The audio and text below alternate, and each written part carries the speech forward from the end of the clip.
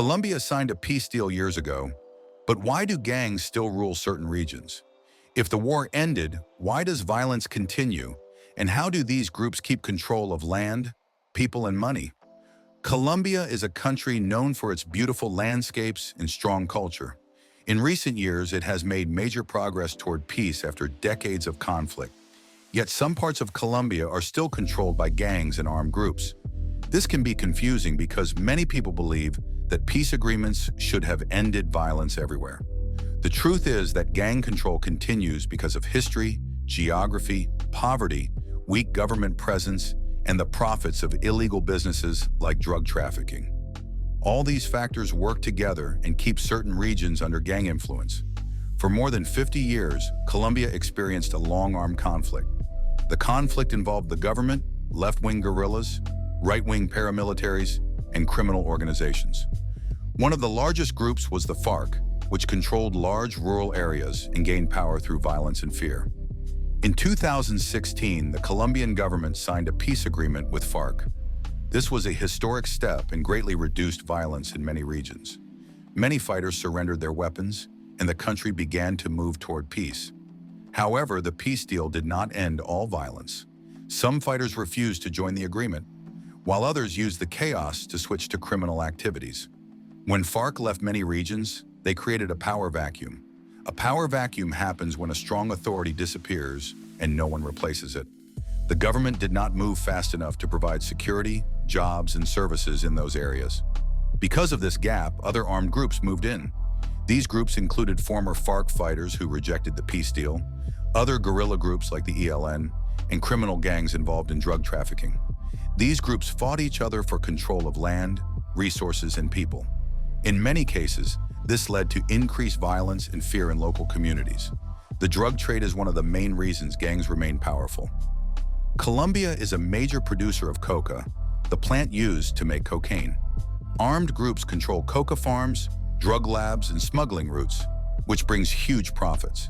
This money helps them buy weapons, recruit members, and pay off or threaten locals. As long as drug trafficking remains profitable, gangs have strong reasons to keep controlling territory.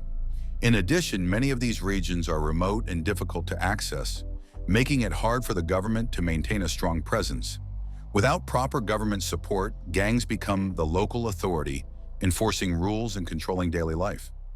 Overall, gang control in Colombia continues because the country still faces deep social and economic challenges. Ending violence requires more than peace agreements. It requires stable government presence, jobs, education, and long-term investment in the affected regions. Only then can the power of gangs be reduced and lasting peace be achieved. One of the biggest reasons gangs still control parts of Colombia is the money from the drug trade. Colombia remains one of the world's largest producers of coca, the plant used to make cocaine. Coca grows easily in remote rural areas, where farmers have few other legal ways to earn money. Because coca and cocaine bring in huge profits, armed groups fight to control coca cultivation, processing labs, and smuggling routes.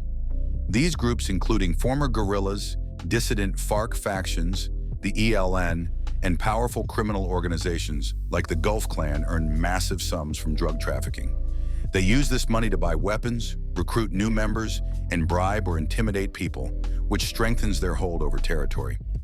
As long as drug trafficking continues to be extremely profitable, gangs have strong reasons to keep fighting for land and influence. The drug trade is deeply tied to violent competition between armed groups. After the historic 2016 peace agreement with the FARC, some fighters refused to disarm. These dissidents spread into many rural areas and joined criminal economies tied to coca and cocaine.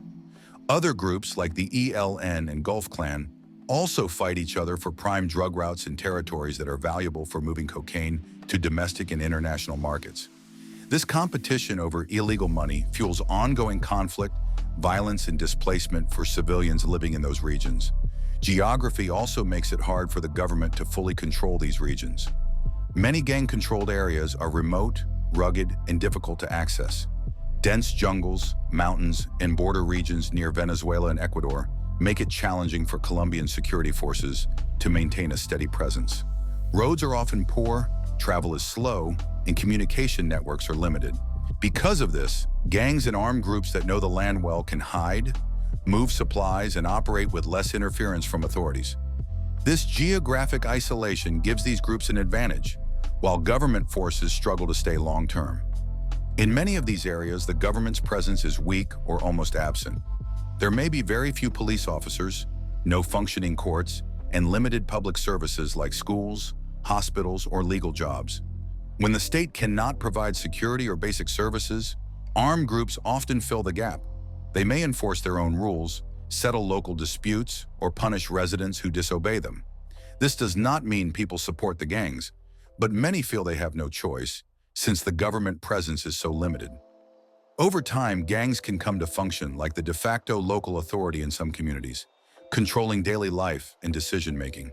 The combination of huge profits from drugs, the difficult geography, and the absence of strong government presence helps explain why certain parts of Colombia remain under gang control even years after formal peace agreements. Addressing these problems requires not only security efforts, but also long-term investment in rural development, legal economic opportunities, and stronger institutions so that the state can truly reach and serve all its citizens.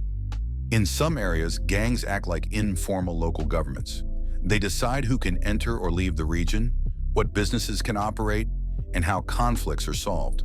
They often force people to pay money through threats or taxes.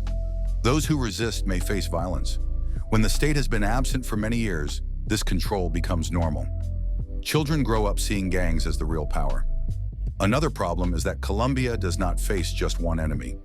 There are many armed groups, including FARC dissident groups, ELN guerrillas, the Gulf Clan, and smaller local gangs.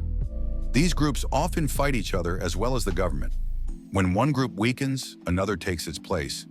This constant fight keeps violence alive and prevents peace from fully taking hold. Poverty and lack of opportunities are major reasons gangs continue to exist.